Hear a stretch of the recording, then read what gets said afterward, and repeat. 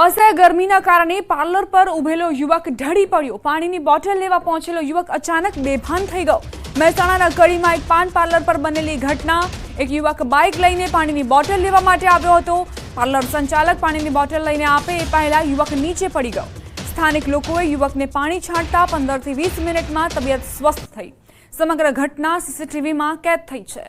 તો એક યુવક જે પાર્લર પર પાણીની બોટલ લેવા માટે આવ્યો હતો, પરંતુ દુકાનદાર તેને પાણીની બોટલ આપે તે પહેલા જ તે જમીન પર ઢળી પડ્યો।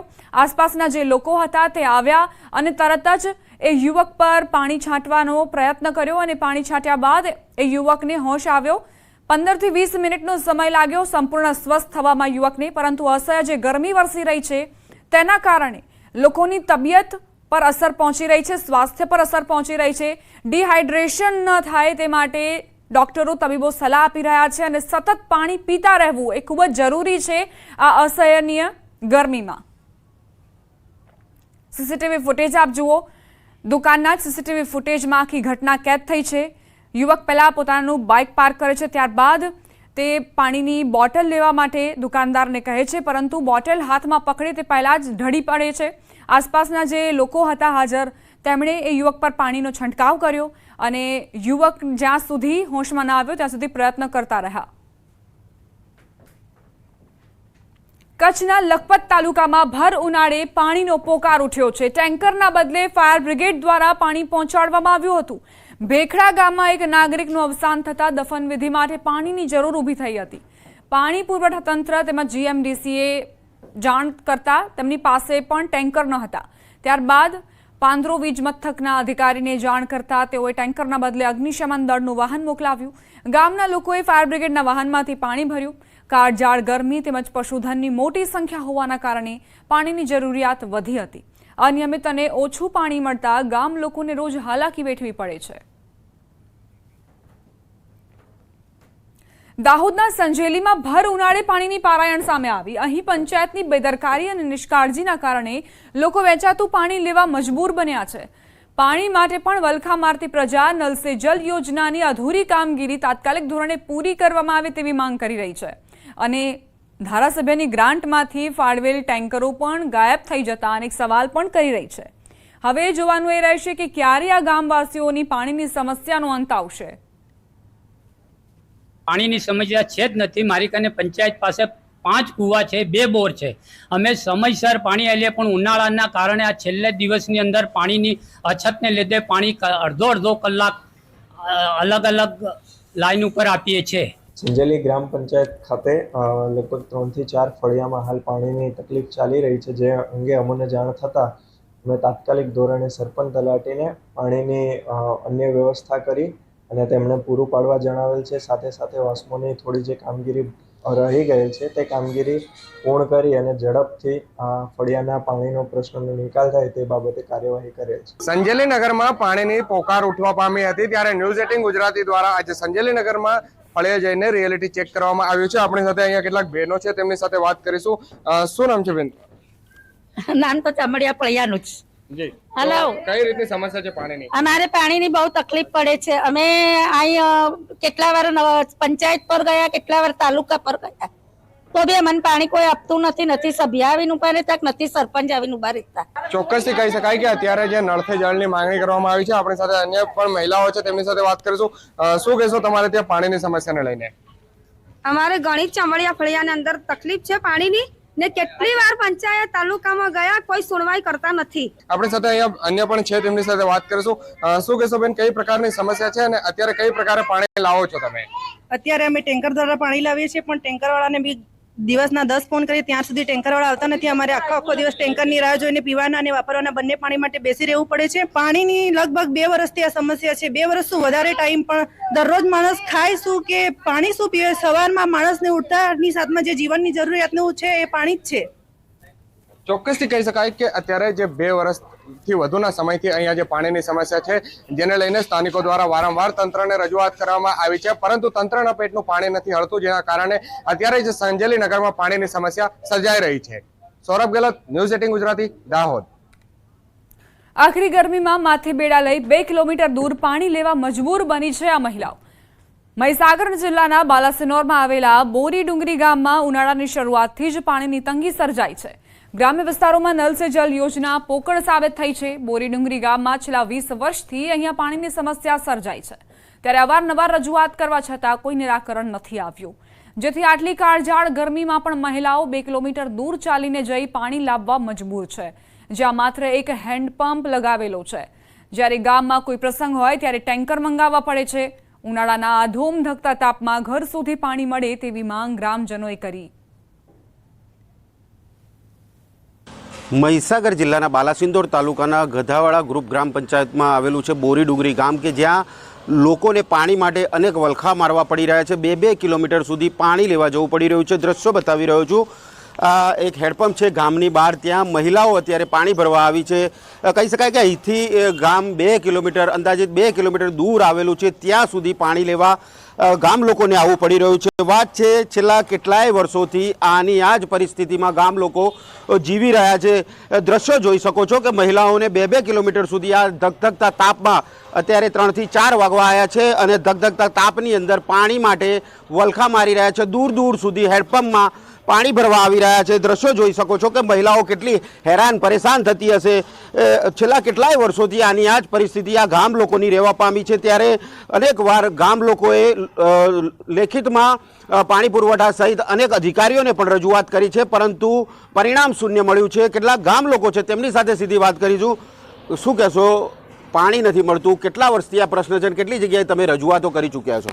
વર્ષોથી આ બોરી ડુંગરી ગામમાં તો પીવાના પાણીની બહુ મોટી સમસ્યા છે. પીવાની સાથે સાથે વાપરવાના પાણીની પણ મોટી સમસ્યા છે. તમે જોયું તો 2 કિલોમીટર સુધી મહિલાઓ આટલા તાપની અંદર પાણી ભરવા માટે આવી રહી છે. બીજું આ પીવાના પાણી માટે, વાપરવાના પાણી માટે જે મહીસાગરનું પાણી છે એ પણ છેલ્લા 10-15 દિવસથી આવી જ નથી. આ બાબતે અમે જિલ્લાની અંદર રજૂઆત કરી, તાલુકાની અંદર રજૂઆત કરી, લેખિત પણ ઘણી વખત આપી, તેમ છતાં પણ પરિણામ શૂન્ય જ મળ્યું છે. આના માટે આ પીવાના પાણીની સરકાર જલ્દી વ્યવસ્થા કરે એ માટે અમે ઈચ્છા રાખીએ છીએ. કુલથી લાખોના ખર્ચે સરકાર દ્વારા ટાંકા બનાવવામાં આવે છે, અનેક યોજનાઓ લાવવામાં આવી છે આ ગામમાં, પરંતુ નળમાં ટીપુએ પાણી આવતું નથી. અનેક ગ્રામજન છે, શું કહેશો? પાણી નથી આવતું. કેટલા વર્ષથી પ્રશ્ન છે અને કેટલી રજૂઆતો કરી ચૂક્યા છો આપ? અમારા સર 3-4 વર્ષથી આજનો આજ મુદ્દો હોય, બીજો કોઈ મુદ્દો નહીં. પાણી અમને મળતું નહીં. અમારા બૈરા છોકરો તાપમાં પાણી ભરવા આવી રહેલો અહીં. દ્રશ્યો જોઈ શકો છો કે ગામથી 2 કિલોમીટર દૂર ચાલીને આવવું પડી રહ્યું છે અને ચાલીને પાણી ભરી અને ઘરે લઈ જવું પડી રહ્યું છે. કહી શકાય કે પશુપાલન સાથે સંકળાયેલું આ ગામ માટે કેટલી મુશ્કેલ સાબિત થતું હશે, પાણી માટે વલખા મારતું હશે એ આપ જોઈ શકો છો, વિચારી શકો છો. પરંતુ પાણી માટે આ લોકોનો સમસ્યા છે તે જ રહેવા પામી છે, હલ નથી થતી. અનેક રજૂઆત બાદ પર જે અધિકારીઓ છે તે કેમ નથી સાંભળતા તે પણ એક સવાલ અહીંયા ઊભો થઈ રહ્યો છે. ત્યારે હવે ક્યારેક ગામ લોકોને પાણી મળે છે તે જોવું રહ્યું. મિતેશ ભાટિયા, ન્યૂઝ 18 ગુજરાતી, મહીસાગર. અમારા ગામમાં ટાંકા છે, પાણી નથી મેં ટાંકામાં, અને અમારે 2-3 કિલોમીટર પાણી ભરવા જવાનું, પાણીની સુવિધા થતી નથી. અને ગામમાં સરપંચ છે, બધાને અમે કહેવા જઈએ છીએ પણ કંઈ પાણીની સુવિધા કરતા નહીં. બોરી ડુંગરી ગામમાં અમે પરિણાયા તારનું પાણીનું બહુ દુઃખ પડે છે. ટોકા અહીં પાણી નથી આવતું, ઢોરોને બધાને બહુ દુઃખ છે. પંપ અહીં પણ પાણી નહીં આવતું. મેં રાજકોટના ધોરાજીમાં ફૂલોની ખેતી કરતા ખેડૂતોને નુકસાની વેઠવાનો વારો આવ્યો. હાલ સમગ્ર રાજ્યમાં અગન વર્ષા થઈ રહી છે. ભારે તાપમાનની અસર ફૂલોની ખેતી પર પણ પડી. ધોરાજીમાં ફૂલોની ખેતી કરતા ખેડૂતોની માઠી દશા થઈ છે. થોડા દિવસ અગાઉ કમોસમી વરસાદ અને હાલ ભારે તાપમાનના કારણે ખેડૂતોને બેવડો માર સહન કરવાનો વારો આવ્યો. ભારે તાપમાનના કારણે ગુલાબ અને ગલગોટાના ફૂલ કરમાઈ ગયા. 46 ડિગ્રી ઉપર તાપમાન જવાના કારણે જે ફૂલની ખેતી કરે છે ખેડૂતોને ફૂલનું ઉત્પાદન બિલકુલ નથી મળ્યું. આવા ધોમધકતા તાપની અંદર ફૂલના છોડ જ સુકાઈ ગયા છે, તો ફૂલનું ઉત્પાદન કેવી રીતના લઈ શકે? અને અતિશય 42-44 ડિગ્રી તાપમાનના હિસાબે ફૂલની ઝાઝી એવી શોર્ટેજ ઊભી થઈ છે, જેને હિસાબે માલ પણ મળતો નથી, પૈસા દેતાય માલ મળતો નથી. અને અત્યારે વેપારમાં બહુ ઝાઝી એવી નુકસાની થાય છે. અને અમારે પહેલાં વરસાદના કારણે મુશ્કેલી પડી ઝાડમાં. આ ગુલાબ ફૂલ છોડના ઝાડ છે એમાં વરસાદના કારણે મુશ્કેલી પડી, બધું ઓલું થઈ ગયું. અને પાછું જ આ વરીને નમું થયું તો આ 45 ડિગ્રી જે તાપમાન થયો એ તાપમાનમાં છોડે બરી ગયા અને ફૂલમાં એમને નુકસાની બહુ જબરી આવી. ગુજરાતના અંદરમાં જે હીટવેવની આગાહી તેને લઈને વાત કરીએ ધોરાજી પંથકની વાત કરીએ, ધોરાજી પંથકમાં જે ફૂલનો વાવેતર કર્યું, આપણે સીધા દ્રશ્યો બતાવી કે ગુલાબ છે, ગલગોટા છે, 2-3 જાતના ફૂલના વાવેતર કે ખેડૂતોએ 20 થી 25 વીઘાનો જે વાવેતર કર્યું તેને લઈને ખેડૂતો એવું કહી રહ્યા છે જે હીટવેવની આગાહીને લઈને જે વધારે તાપમાનની ડિગ્રી હોય અને જે છોડવા બળી જતા હોય અને ફૂલ છે તે ફૂલ કુરમાઈ જતા તેને લઈને ખેડૂતને મોટા પાયે નુકસાન થવાની ભીતિ સેવાઈ રહી છે. બીજી વાત કરીએ કે જે રીતે એક વર્ષના અંતરમાં જે લગ્નગાળો હોય અને ખેડૂતોને 2 પૈસાનો ફાયદો થતો હોય એને લઈને ખેડૂત આજ મુશ્કેલીમાં મુકાયા છે. ખેડૂતો એવું કહી રહ્યા છે કે આ વર્ષ લગ્નની સિઝન છે, અમારે લગ્નની સિઝન છે તે ફેલ જશે. જે રીતે હીટવેવની આગાહી છે તેને લઈને તે છોડ બળી જતા હોય છે, મોટા પાયે નુકસાનીનો સામનો કરવો પડશે. ગુલાબ છે તે ગુલાબના અંદરમાં જે ફૂલ છે ફૂલ કુરમાઈ જતા હોય છે અને એના છોડ બળી જતા હોય છે. હાલ ખેડૂતો એવું કહી રહ્યા છે કે 20 થી 25 વીઘાના અંદરમાં જે વાવેતર કર્યું તેમાં 50 થી 60% જેવી નુકસાની જશે એવું ખેડૂતો કહી રહ્યા છે. મુનાફ બકાલી, ગુજરાતી, ધોરાજી. હાલ મહેસાણા જિલ્લા સહિત ગુજરાતના દરેક વિસ્તારમાં ગરમી પ્રમાણમાં વધુ છે, જેના કારણે સામાન્ય જીવન પણ પ્રભાવિત થયું છે અને લોકો ગરમીમાં શેકાઈ રહ્યા છે. મહેસાણા જિલ્લાની વાત કરીએ તો એક એવી જગ્યા છે કે જ્યાં વૃક્ષોના કારણે ગરમીનું પ્રમાણ ઓછું નોંધાયું. મહેસાણાના વિજાપુર હિંમતનગર હાઈવે પર આવેલ તિરુપતિ ઋષિવનમાં તાપમાન ઓછું નોંધાયું કેમ કે ત્યાં લાખોની સંખ્યામાં વૃક્ષ વાવેલા છે. ઋષિવનથી 5 કિલોમીટર દૂર આવેલા વિજાપુરમાં ગરમી 45.2 ડિગ્રી નોંધાઈ, જ્યારે દેરોલ કૃષ્ણનગરમાં 46.1 ડિગ્રી તાપમાન નોંધાયું.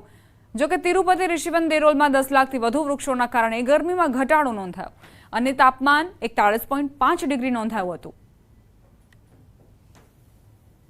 છેલ્લા 14 વર્ષથી આ 300 એકર જમીનમાં 10 લાખથી વધારે વૃક્ષો અહીંયા અમે પ્લાન્ટેશન કર્યા છે અને એના કારણે જ આ ટેમ્પરેચર આજે આપણે 4 ડિગ્રી નીચું કરી શક્યા છીએ.